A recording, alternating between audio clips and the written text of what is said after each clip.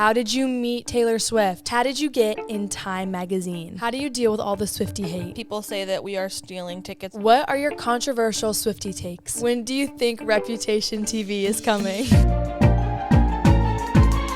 Hi, beautiful best friends. I'm McCall. I'm Madison. And we're Swifties. And we're sisters. Period. I asked y'all to ask me questions on my Instagram, and y'all did not hold back. We got some juicy questions for y'all. The rumors are true. My sister started a YouTube channel, so make sure you go subscribe. Okay. How long have you been a Swiftie? We've been Swifties since 2009. So that was the original Fearless era before Taylor's version was a thing. And for me, the kickstart was the You Belong With Me music video. I was 6 years old, and I just copied everything my older sister did. I have really old videos where I'm singing Taylor Swift, and she's all over my walls. I guess you didn't care, and I guess I like that. Next question, how did you meet Taylor Swift? So, real quick, I have a whole video on this that I worked my booty off to make. It's super cool. I vlogged the whole day. You should watch it if you want to know everything, but we're going to do a brief story time. We got invited to the Eras Tour movie premiere, and there was a red carpet where Taylor handpicked a bunch of fans, and we were two of those fans. And she came out and we met her. Simple as that. But really go watch that video. It's my favorite video my sister's ever made. Aww. I really like it too. This question we've never talked about on a long form scale, so I'm super excited to get into the details. The tea. How did you get in Time magazine? So I need to give a lot of context here because you might be like, what? Like my sister was saying, Taylor Swift had a movie premiere for the Eras Tour movie. At this movie premiere, we met her on the red carpet and then we went into the movie theater. Taylor Swift rented out 13 movie theaters for her fans. The whole AMC she rented out for the whole night. Everyone's ticket had an assigned theater and an assigned seat. Adam Sandler was there, he had an assigned seat. Every single person had an assigned seat, okay? We had just met Taylor. We walk in, we find our theater, we find our seat. I'm bawling my eyes out. So are you. We take our seats. We're like, what the flip, bro? Then this man sits next to me. A very handsome man. Very attractive, great sense of style. And I'm a certified yapper. I start talking to him. I'm like, did you just meet Taylor?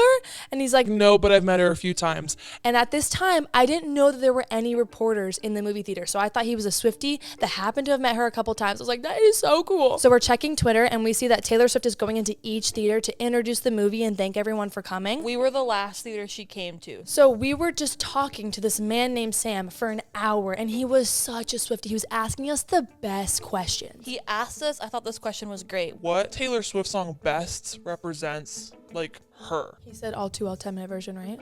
I think I had said that was my gut reaction. No, he said Mastermind. Did he? Yes. We just had the best conversation with this man, okay? So we watched the 3-hour movie. It's over. As we're getting up to leave, I say, wait, Sam, let me grab your Instagram, which thank God. And then I get a DM from Sam a couple weeks later, and he's like, hey, can I interview you for Time magazine? I said, brother, what? That's when we found out he worked for Time. Correct. Which is funny because if you Google him, it literally comes right up. The Time article came out December 6th, and we got interviewed 1 to 3 weeks before that. And it was a Zoom call, and we kind of just talked about everything we had talked about at the premiere. And what stuck out to me at the end was he was asking us to not say anything about it because he said he had a lot of people also contributing that were really cool. I didn't know what that meant yet, but we found out it was people like Greta Gerwig and Stevie Nicks, which is crazy. Which Stevie Nicks is crazy now that we know about the Tortured Poets Department. And I just wonder if Sam knew anything about Clara Bow, or if Taylor or Tree said you should interview Stevie Nicks, like if someone planted that seed, or if it was literally the biggest coincidence of life. And also, didn't Stevie Nicks like write the foreword for the album? Yeah, there's a poem at the beginning of Tortured Poets written by Stevie Nicks. That is something I would consider to be an Easter egg. The Time magazine article came out. It was for Person of the Year, which is the biggest article they do every year. Taylor Swift was Person of the Year, duh. Crazy. And then we woke up, the day it was released, and what did Taylor do? Taylor tweeted about the article, thanking everybody who was involved, and said, I'm so glad he, Sam Lansky, spoke to fans like Madison and McCall who were so eloquent, loyal, and kind. I have never been recognized by Taylor on social media. So when she tweeted my name, I was like, holy cow, this feels like our first interaction. Another thing too, like the article itself is so well written, but I love the part where he says, they're my favorite people I've ever met, and I want to talk to only them for the rest of my life. Oh, God bless him. Well, because it's like, he did not have to write that. I love him. He could have just said, I'm sitting next to two girls. to girls. To girls. And to crying. And the crying. And to bond their eyes out. That's that story. I'm really happy we got to share it with you guys because we're coming up on a year. For the millionth time, thank you, Sam Lansky. That opportunity was just the coolest thing. Coolest ever. He's so fun. How many Taylor Swift concerts have you been to? In my lifetime, I've been to 10 Taylor Swift concerts and 6 of them were for the Eras Tour. I've been to 11 Taylor Swift concerts and 6 of them were the Eras Tour. The next question may be triggering for some people. When do you think Reputation TV is coming? You guys, I've decided I'm over it, and not in the fact that like I want Reputation Taylor's version more than anybody else probably does, to be honest, but it's just like she's given us so much recently. I just feel the need to cool my jets. Okay, but that's not fun. So let's guess. I'm done guessing. Madison, Fine. After the Eras Tour's over. Taylor has 5 cities left. I think she wants to hone in on the Eras Tour hype, and so I originally thought Reputation was going to be announced at the Eras Tour, and now I don't think that. The moment she announces Reputation, it's like we are going to have tunnel vision on that, and I think that she's going to want us to focus on the Eras Tour while it's still happening, so I am now in the 2025 boat for the first time. Dream guest on my podcast?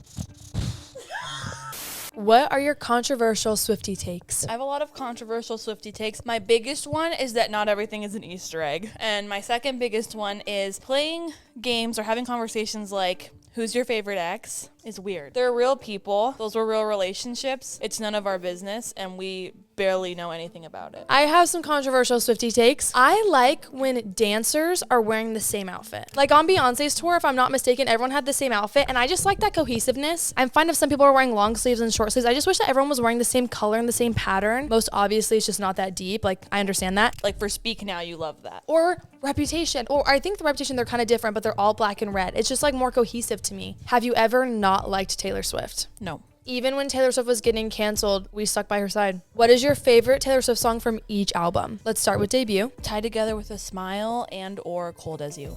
Should have said no. Fearless. Come In with the Rain. You're Not Sorry and The Way I Loved You. Okay, Speak Now. Enchanted and When Emma Falls in Love. Haunted. You also really like Electric Touch though. Oh, I forgot. Haunted and Electric Touch. Her albums are so big, you can't just choose one. I mean, at this point, I listen to Electric Touch way more than Haunted. Red. State of Grace and or Treacherous. The Lucky One. That's always been her fave. 1989. Out of the Woods. You Are in Love. No one understands You Are in Love like I understand You Are in Love. Reputation. I wonder what my favorite is. Getaway Car. Ready for it. But I also think that the track run of Getaway Car, King of My Heart, Dancing with Our Hands Tied, and Dress is literally the most insane thing she's ever done. Lover. Cruel Summer and The Archer. Cruel Summer and The Archer. Gesundheit. The Archer has really grown on me, but my favorite forever was It's Nice to Have a Friend. Yes, it was. And I feel like you would have really appreciated that being a surprise song, whereas whatever city got it, it went quiet. Really? Well, people got into it, but people were like... I would have cried. I do want to cut in really quick. I don't mean to ping pong, but my other controversial take is that there's no such thing as a bad surprise song. Wake Up and Smell the Roses. Me, he, he, ooh, hoo, hoo. She gave you that. Are we at Folklore? The Lakes. My Tears Ricochet. When I found out that My Tears Ricochet was on the Eras Tour set list, it made sense once I saw it there, but I never thought that was a possibility. I died. I remember you texted me in all caps. You said, My Tears Ricochet is on the set list. That is one of her best self-written songs of all time. And I think it is a major part of the Eras Tour because of what it's about. Absolutely. Evermore. Ivy. What's mine? Uh-oh. Wait, give me... Oh, sorry. Happiness. We should have done guessing each other's. That's okay. We can do it for the last two. Bejeweled for you. Is that your favorite? It is. Okay, so this isn't my final answer, but for a while, I felt like it was Labyrinth. Yeah. Is that it? Yeah. But you also love Yo-Yoke. I do love Yo-Yoke, but Labyrinth just Right. tortured poets. I saw somebody calling it Torchy Po. Torchy Po. I think your favorite on Torchy Po. I might get this wrong. I have two. Well, I was going to say, I think your favorites are I Can Do It With a Broken Heart and Who's Afraid of Little Old Me. Correct. Really? Okay. I think she put Crack in the Albatross. Right. You were saying that. I know. I don't know what it is. I'm just like obsessed. But yes, those are my two favorites. For you. So when we first listened, I felt like it was So Long London. Mm-hmm. A part of me wants to say that it's still So Long London. Okay. Yeah. Torchy Po. Torchy Po. It's been multiple months since the Torture Poets department was released. Where does it fall on your album ranking? I want to do an album ranking video with you. Who are your other favorite artists? It's Taylor Swift up here, but down here because there is a gap. No one can compare, and it's nobody's fault. It's nobody's fault. So my other favorite artists: Taylor, Olivia, Renee Rapp, Chapel Roan, Gracie Abrams. Those are my top 5. McCall's a huge Labyrinth fan, like the artist, and she's in his top % of listeners. I'm in his top 0.001% of listeners. Taylor Swift, Gap, Labyrinth, M83, Billie Eilish, Gracie Abrams, Olivia Rodrigo. Below, would you put Tate McRae in there? Oh shoot. Oh shoot. Oh shoot. Oh shoot. Aw, shucks. Wait, stop. Oh, I need Tate. I feel like you can take M83 out of there. I listen to Tate way more than M83. M83 like heals my soul. I effing love Tate. Like, whoa. I'm so sorry about that. and also, how do you deal with all the Swiftie hate? So I feel like the biggest piece of Swiftie hate we get is about going to the show, and people say that we are stealing tickets from other people. The tickets we get most of the time are from resale sites, which means that anybody can get them at any time. I don't really deal with the hate, I just know what the facts are. Literally every show we've gone to, we'll be on TickPick right before the show and there's still tickets available. We're buying resale like the rest of everybody, like everyone else is. Thank you so much for watching. Please check out my channel below. And subscribe to this one if you haven't already. Bye, friends. Bye.